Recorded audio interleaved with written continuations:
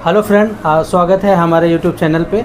और जैसा कि आप जानते हैं, पिछले वीडियो में हमने प्रेजेंट इंडेफिनिट टेंस पढ़ा था और उसके पूरे सेंटेंसेस अफर्मेटिव और नेगेटिव ये और इंट्रोगेटिव तीनों हम पढ़ चुके थे। आइए हम आज शुरू करते हैं अगला टेंस, जिसका नाम है प्रेजेंट कंटिन्यूअस। तो बिना देर किए हुए आइए शुरू कर लेते हैं। देखिए, हम आज पढ़ेंगे प्रेजेंट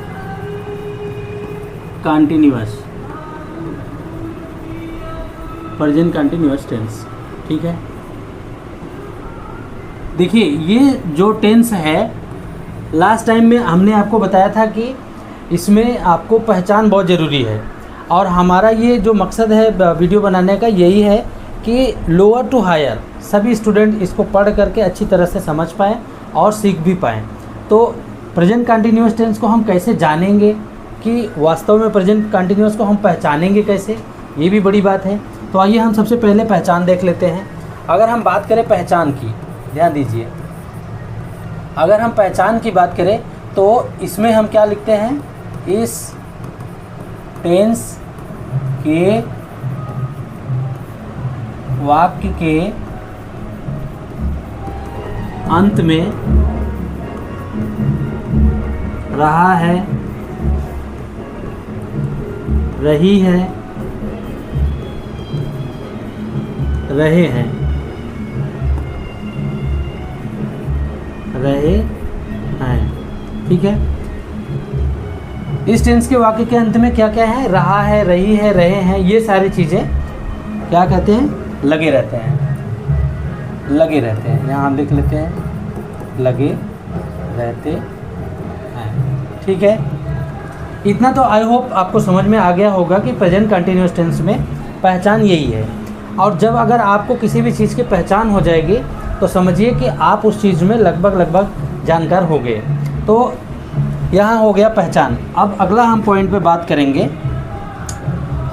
अगर हम बात करें तो नियम की बात करेंगे। देखिए, अब हम नियम पे अगर हम बात करें, जिसे हम आप रूल कहते हैं, अब ये नियम ये है कि आपको पिछले वीडियो में हमने आपको बताया था कि जब तक आपका टेंस में सब्जेक्ट क्लियर ना हो तब तक आपको मुश्किलें बनी रहेंगी। तो इसमें भी हम बात करेंगे कि हम इस ट्रांसलेशन को या इस टेंस को कैसे ट्रांसलेट करेंगे। तो नियम ये है कि इसमें देखिए, इसमें आई के साथ एम और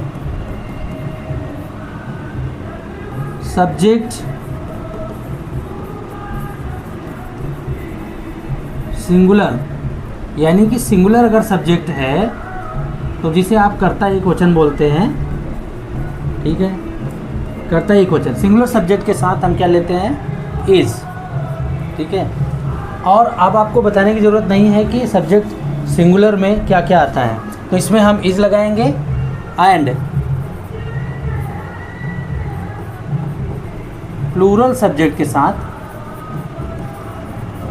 प्लूरल सब्जेक्ट के साथ आर का प्रयोग करते हैं, आर का प्रयोग करते हैं। अब बात करें ये कि इसका स्ट्रक्चर क्या होगा, तो आप यहाँ पर देख सकते हैं, ये हमने आई के साथ एम लिया है। और अगर हम बात करें सब्जेक्ट सिंगुलर तो कर्ता एकवचन के साथ हम इज लगाते हैं। ठीक है, और प्लूरल सब्जेक्ट के साथ क्या होगा, आर होगा। अब बात करें प्लूरल की, तो प्लूरल में आप जानते हैं यू है, दे है, वी है, etc। ठीक है, इनके साथ हम आर लगाते हैं। तो आइए हम इसका स्ट्रक्चर जान लेते हैं और ये प्रेजेंट कंटिन्यूअस टेंस का हम अफर्मेटिव पढ़ने इसका स्ट्रक्चर बनाएंगे, अफर्मेटिव। ठीक है, तो अफर्मेटिव सेंटेंस में हम स्ट्रक्चर क्या देखते हैं, देखिए इसमें हम लिखेंगे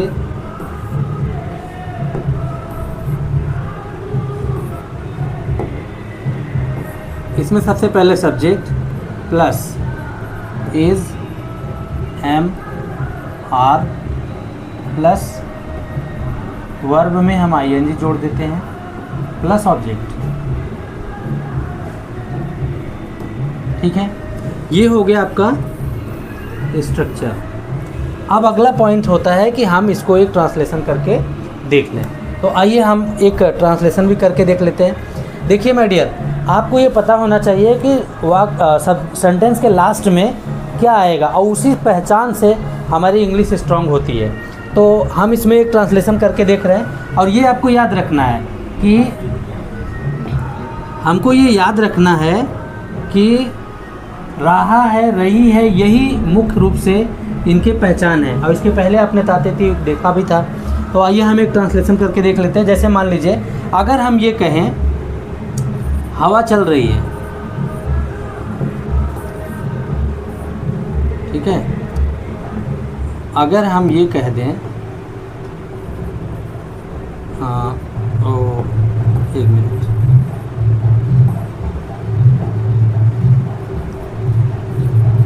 हवा चल रही है, हवा चल रही है। देखिए इसमें एक चीज़ और भी जानने का आपको मौका मिलेगा कि अगर किसी भी सब्जेक्ट में अगर किसी भी सेंटेंस में कोई पर्टिकुलर सब्जेक्ट नहीं है तो वहाँ पर हम इट का प्रयोग ले लेते हैं। तो देखिए इसमें कोई सब्जेक्ट आपको दिखाई नहीं दे रहा होगा, तो आपको पता होना चाहिए कि अगर वर्षा, मौसम, दिन तथा समय है, ये 3-4 चीज़ों को याद रखिए। अगर ये चीज़ें हैं तो इनके साथ हम इट लगाते हैं क्योंकि इसमें कोई सब्जेक्ट नहीं था। जब सब्जेक्ट नहीं होता तो वहाँ पर हम इट का प्रयोग करते हैं। तो ये हम इट लगाएंगे यहाँ पे,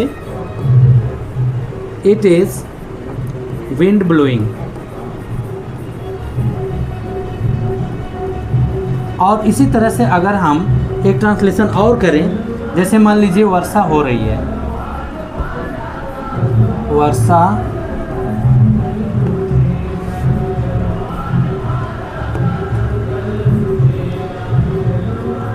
वर्षा हो रही है, ठीक है। तो देखिए इसमें वर्षा, मौसम, दिन तथा समय, इन सब के साथ इट का प्रयोग हम करते हैं, ठीक है। इट इज़ रेनिंग, ठीक है। तो माय डियर, आई होप आपको ये अफर्मेटिव सेंटेंस समझ में आ गया होगा। यहाँ आप देख सकते हैं कि अफर्मेटिव सेंटेंस हमने आज आपका क्लियर करा दिया। नेक्स्ट वीडियो में आपको हम ये बताएंगे कि प्रेजेंट कंटिन्यूअस टेंस में नेगेटिव हम कैसे करेंगे, ठीक है। तो नेगेटिव करने के लिए हम नेक्स्ट टाइम में देखेंगे कि क्या है। आज के लिए इतना ही करते हैं और मिलते हैं नेक्स्ट वीडियो में। Thanks for watching this video.